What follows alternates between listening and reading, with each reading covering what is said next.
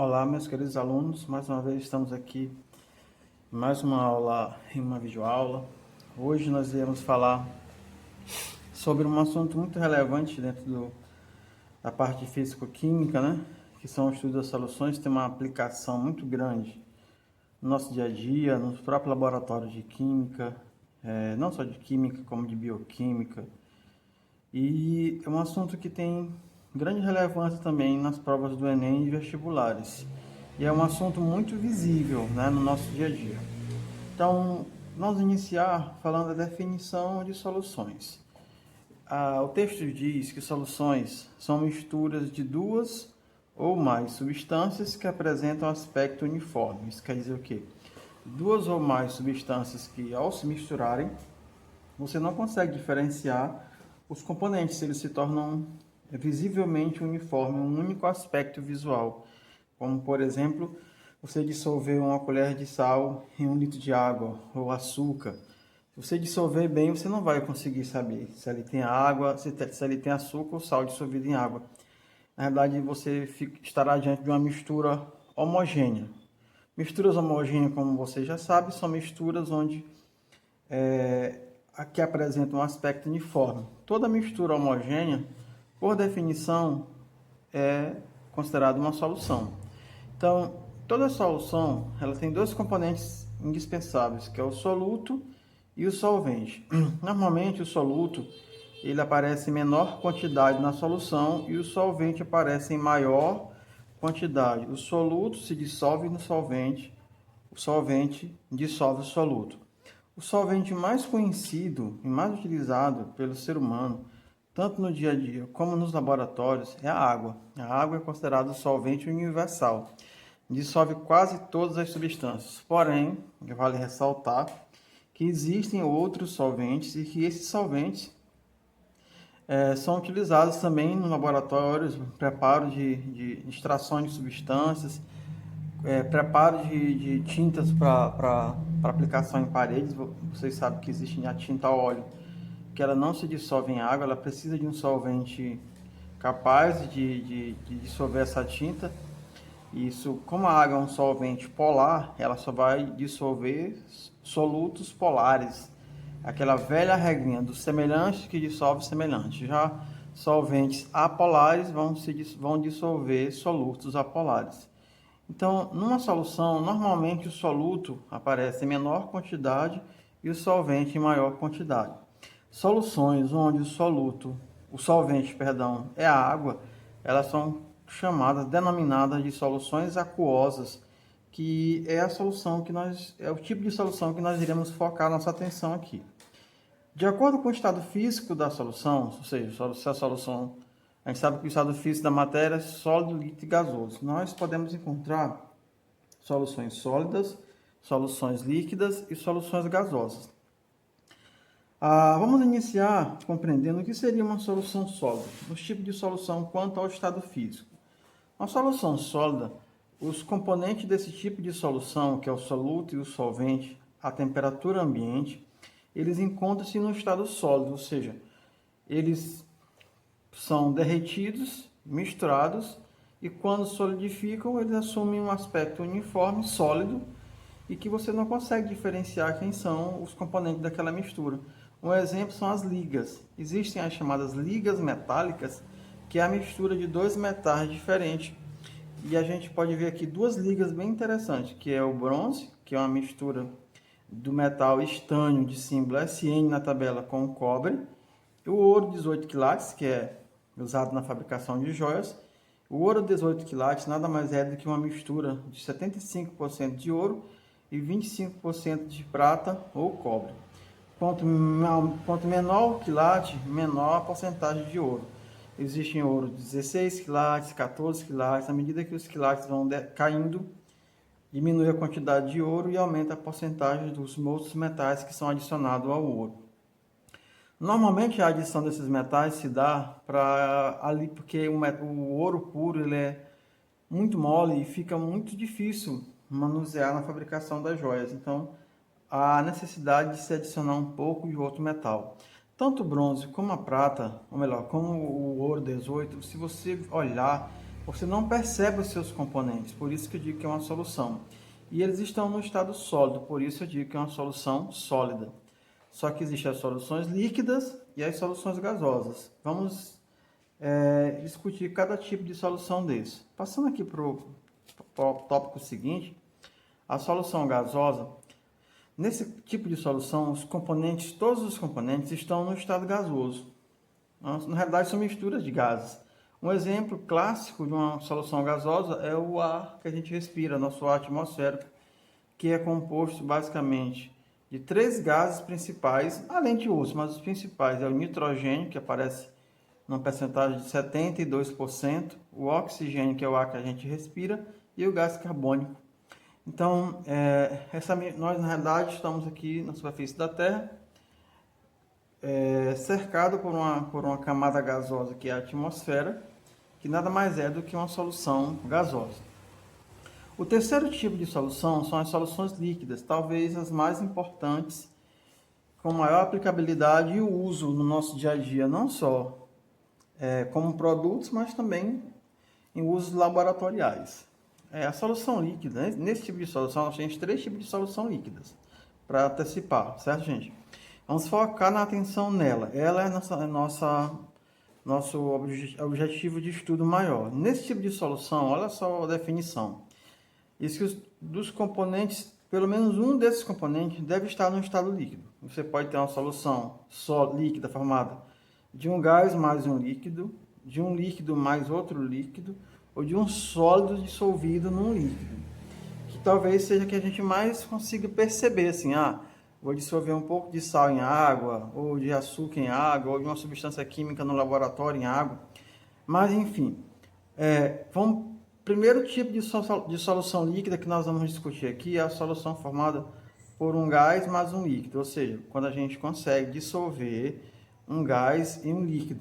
Esse tipo de solução a gente pode encontrar no nosso dia a dia na forma de água mineral com gás, que a gente dissolve gás carbônico na água, refrigerante também, que é encontrado com gás dissolvido, que é o gás carbônico, bebidas gaseificadas em geral, essa solução líquida. Só que um gás, para ele se dissolver em um líquido, é necessário que haja a interferência de algumas variáveis. É justamente isso que a gente vai ver aqui na sequência, como que algumas variáveis podem influenciar na solubilidade de um gás em um determinado líquido. Veja bem, os nossos corpos d'água, os rios, os lagos, os oceanos, eles mantêm uma certa quantidade de gás carbônico e de oxigênio dissolvido na água.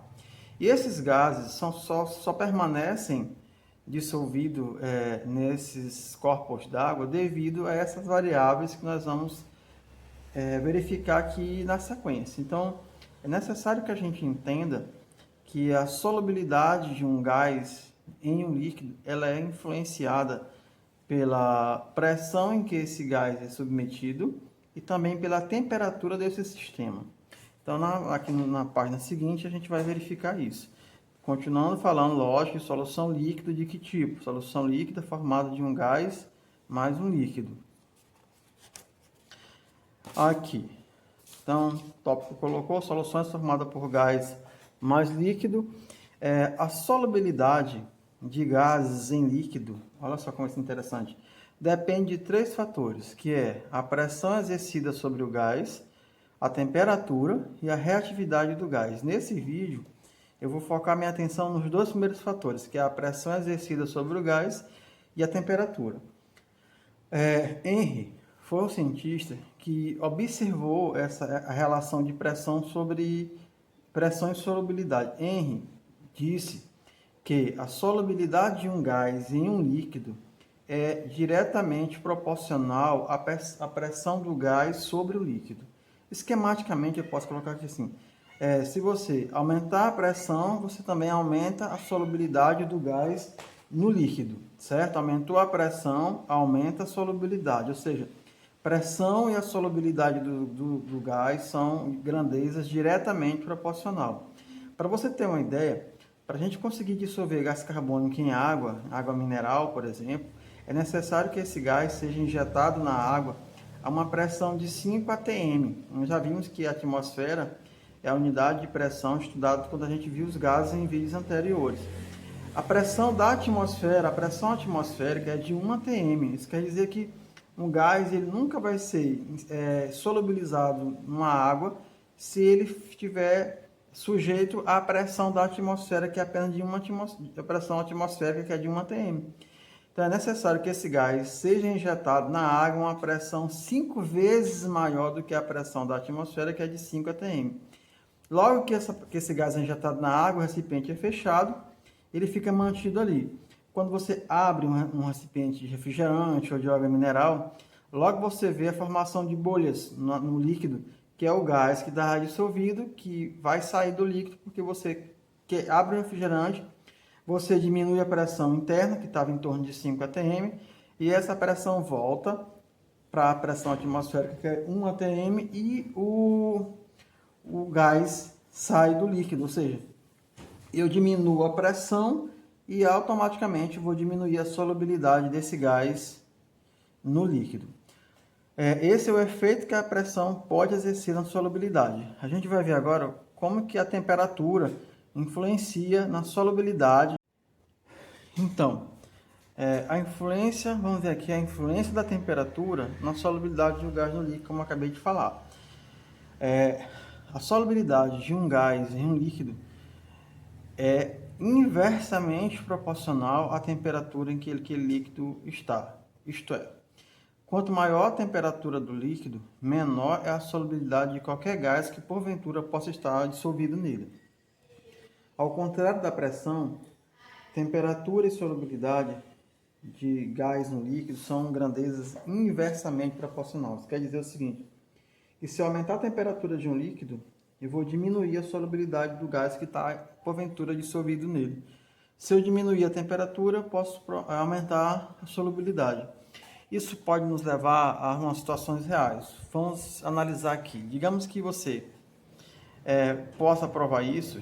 Se você pegar uma água da torneira, que está a temperatura normal, ambiente, colocar numa forma de gelo, quando o gelo estiver pronto, você vai observar bolinhas de oxigênio dentro do gelo. Mas se você pegar uma água da torneira, colocar para ferver, quando você aumenta a temperatura da água, você vai expulsar todos os gases presentes naquela água, porque vai diminuir a solubilidade. Depois, se pegar aquela água e colocar para congelar, você vai perceber que o gelo ele tem uma aparência completamente diferente, porque vai ser um gelo que não vai ter formado por água, que não tem nenhum gás dissolvido.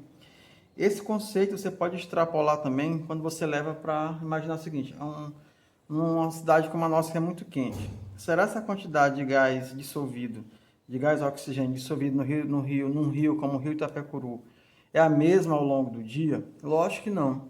À medida que a temperatura vai aumentando, à medida que o sol vai incidindo sobre a superfície do rio e a temperatura da água aumenta, a temperatura vai subindo, a solubilidade dos gases ali também vai o quê? Diminuindo.